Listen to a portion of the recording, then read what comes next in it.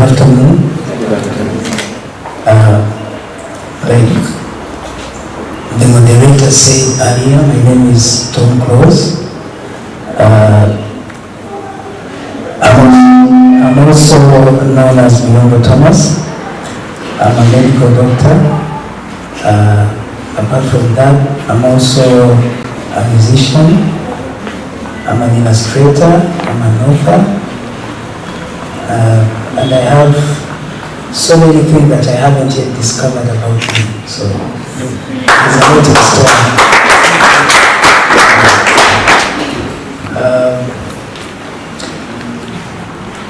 It's only that music and some other more prominent talents represent the other talents that people notice musicians so much more than they notice people with communication skills like Mutesi, because he's a very good communicator. That's why I think the organizers have made her the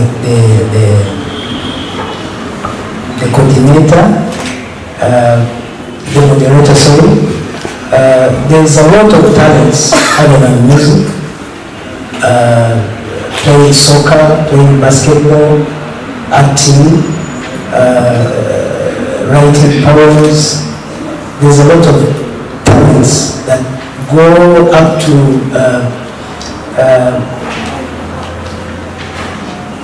just comforting people. There's a lot of people who are very good at comforting their friends.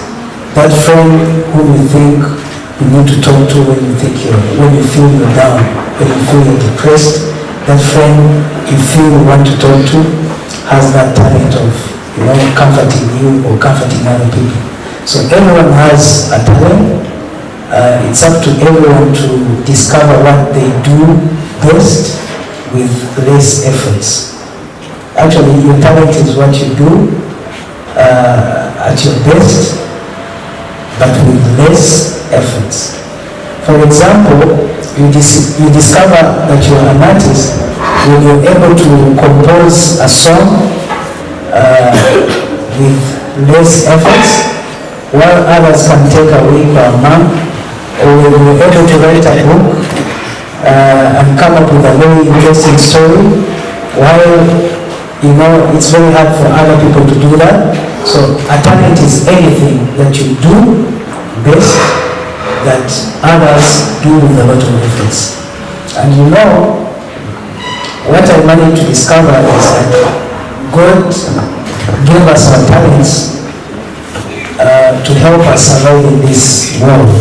Because there's a lot of people, there's more than 7 billion people on this world today. And everyone has their own way that God made for them to survive, which is not only playing soccer or boxing or singing or acting. There's a lot of talents out there. Presently, where we can get accurate information from the past or from specific people that we need to know how they used to think, how they think, what they thought or the thoughts they have on certain matters. We need to do that through books, because when we want other people who read to tell us what they read, some information is going to be lost in the process. So books or writings are very important because they convey the information and they keep the most of it, that it doesn't get lost along the way, so that you get misinformed in the process. So many wise people are not very good talkers. So in order to communicate with the most wise people, you will need to go to the books, because that's where they put their information. And I think we should remove this saying that when you want to hide from an African, writing a book. You see, because we are the ones who invented writing. You need to read to prove me wrong. I know there is a lot of information out there. We invented the writings because the oldest writings were discovered where black people used to live. Yeah, I'm Cameron. My question is directed to Tom. Hi, Tom. I have experienced a situation where, as you see, our language is dying. Like, it's going out of style. Like, this is so manifested in young people. I would find, for example, my young brother, he speaks more English than Kinyarwanda. He knows more words in English, and that is how the schools are designing today. So I want you to give us like ways and suggestions of how we could bring back our language into style and to assure that it doesn't die in the future. The only person to care about Rwandese is a Rwandan. No one will come here and spend money, no Chinese will come here to spend money for us to promote Kinyarwanda. No American, no French. You won't even find a Rwandese doing that. But it's up to us. When a nation doesn't have a culture, because language is part of a culture. When a nation doesn't have a culture, that nation is dead and gone. So you'll find, our best thinkers running to those other countries because we created them into being people from those other countries unknowingly. So it's up to us to have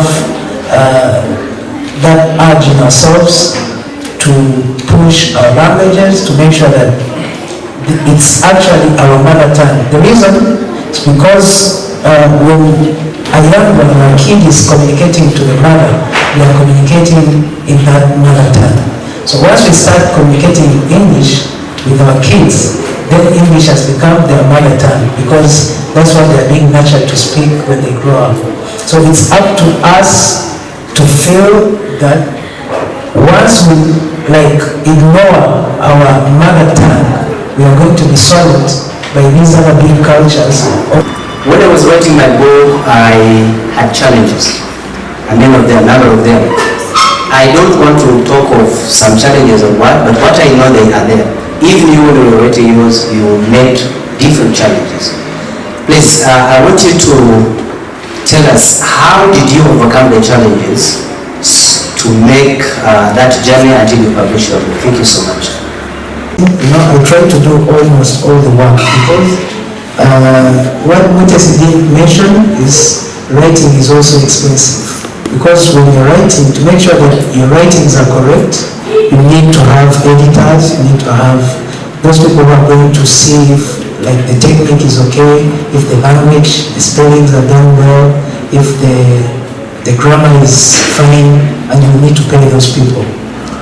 If it's a children's book, you need illustrators, those who are going to do the drawings. So I'm very lucky that I can write and draw at the same time. So it even became very easy for Mutesi mentioned about publishing. I'm not a publisher, it's my wife is a publisher. It made it very easy for a publishing company to acquire books because I was doing almost 80% of the work, so they were left with 20% to sort out, so it became very easy. So when you're writing, it's not easy. You meet a lot of challenges depending on how much work you can do on your own. Maybe you can be a writer and an editor, and then you can spend money on those people who are going to draw for you if you're writing for children, or those editors who are going to see if your writings are correct.